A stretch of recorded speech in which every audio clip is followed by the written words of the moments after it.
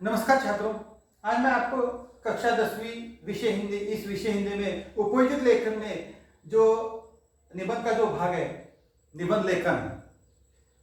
पिछली दशक में मैंने आपको निबंध लेखन के प्रकार के बारे में जानकारी दी, उसके साथ साथ निबंध कैसे लिखना चाहिए उसके बारे में जानकारी दी। उदाहरण के तौर पर आज मैं आपको दो निबंध के बारे में मैं जानकारी देता हूं। पहला जो निबंध है विचारात्मक निबंध, उसके बाद दूसरा निबंध है वर्णनात्मक निबंध। तो विचारात्मक निबंध है उसका नाम है बीता हुआ समय कभी नहीं लौटता। तो यह उसका शीर्षक है। तो हमें यह निबंध कैसे लिखना चाहिए, उदाहरण के तौर पर मैं आपको यह बताता हूं।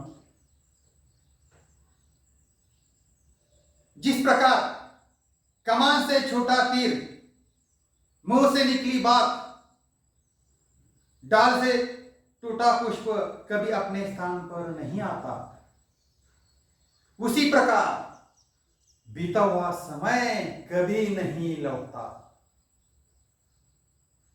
किसी ने ठीक ही कहा है, समय तथा समुद्र की लहरें किसी की प्रतीक्षा नहीं करती। इस संसार में सबसे अमूल्य वस्तु है समय। जो इसे नष्ट करता है वह स्वयं नष्ट हो जाता है। संसार की हर चीज को घटाया बढ़ाया जा सकता है, पर समय को नहीं। समय किसी के अधीन नहीं रहता।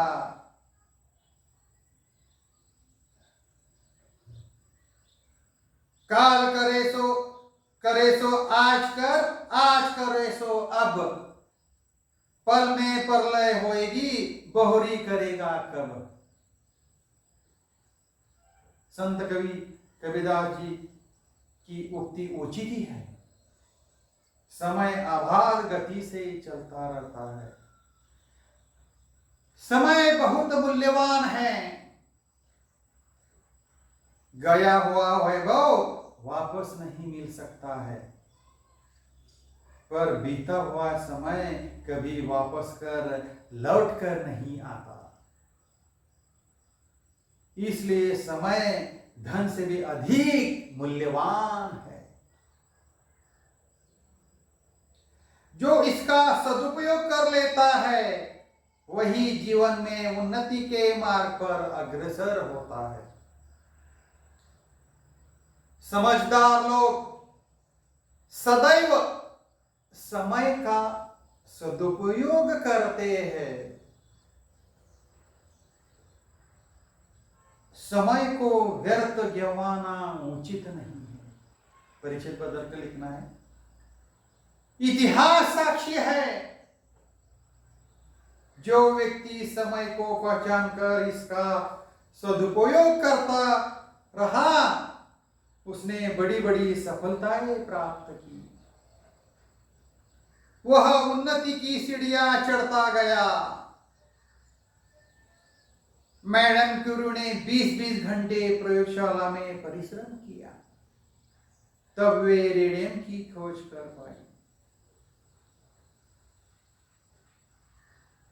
हम गांधी, नेहरू, लिंकन, लेनिन आदि महापुरुषों का आदर करते हैं। ये सभी अपने कर्तव्य में लगे रहते हैं।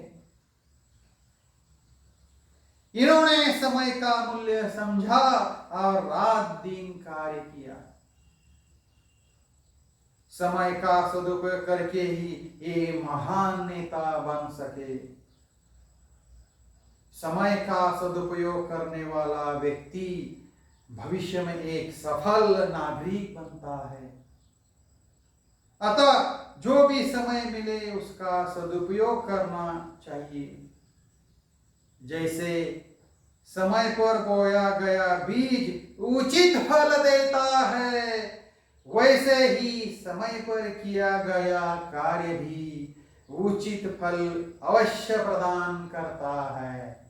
और इसी तरह से यह निबंध समाप्त हो जाता है। ऐसा निबंध लिखने से आपको 7 में से कम 5 या 6 मार्क अंक आप जरूर प्राप्त कर सकते हैं। अगला जो निबंध है उसका नाम है वर्णनात्मक निबंध, और निबंध का नाम है पुस्तकालय के लाभ। तो ये निबंध कैसे लिखना चाहिए छात्रों, मैं आपको बताता हूं। ज्ञान के क्षेत्र असीम है, युगों से मानव अपने ज्ञान तथा अनुभव को समय समय पर लिपिबद्ध कर सुरक्षित करता रहा है। आज विश्व में विभिन्न भाषाओं में विभिन्न विषयों की पुस्तकों का अथाह भंडार है। ज्ञान राशि के इस भंडार को ही पुस्तकालय कहा जाता है। परिचित बदलकर लिखना है। पुस्तकालय विभिन्न प्रकार के होते हैं। व्यक्तिगत तौर पर अपने घर में पुस्तकें एकत्र करके निजी पुस्तकालय बनाए जाते हैं। दूसरी ओर विद्यालय, महाविद्यालय, कार्यालय आदि के स्तर पर सार्वजनिक पुस्तकालय होते हैं। मनुष्य के मानसिक व बौद्धिक विकास में पुस्तकालय का विशिष्ट योगदान है। सीमित साधनों के कारण प्रत्येक व्यक्ति विभिन्न विषयों की पुस्तकें, समाचार पत्र आदि नहीं खरीद पाते। पुस्तकालय में एक ही समय में व्यक्ति देश विदेश की कला, संस्कृति तथा इतिहास से परिचित होता है।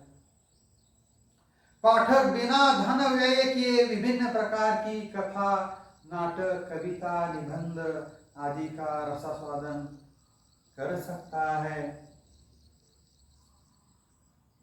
पुस्तकालय से धर्म, इतिहास, विज्ञान, भूगोल, अर्थशास्त्र आदि की पुस्तकें तथा लेखकों के चिंतन तथा जीवन दर्शन का ज्ञान प्राप्त होता है।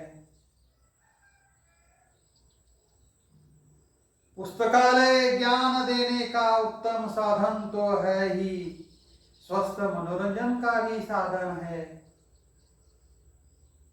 पुस्तकालय जाकर पढ़ने से समस्त तनाव से मुक्ति मिलती है तथा मन व मस्तिष्क का परिष्कार होता है। यह समय का सदुपयोग करने का उत्कृष्ट साधन है। पुस्तकालय की पुस्तकें सबकी संपत्ति होती है, अतः पुस्तकालय को स्वच्छ रखना, पुस्तकों को सही स्थान पर रखना प्रत्येक पाठक का कर्तव्य है। देखो छात्रों, आज मैंने आपको कक्षा 10वीं विषय हिंदी में निबंध लेखन में पहला जो मैंने विचारात्मक निबंध बीता हुआ समय कभी नहीं लौटा, इस निबंध का उदाहरण के तौर पर निबंध कैसे लिखना है निबंध मैंने बताया है। उसके बाद दूसरा जो निबंध है वर्णनात्मक निबंध, पुस्तकालय के लाभ, इस उदाहरण के तौर पर मैंने ये निबंध कैसे लिखना है, उदाहरण के तौर पर मैंने ये निबंध आपको बताया है। और यहाँ मैं ठहरता हूँ छात्रों, धन्यवाद।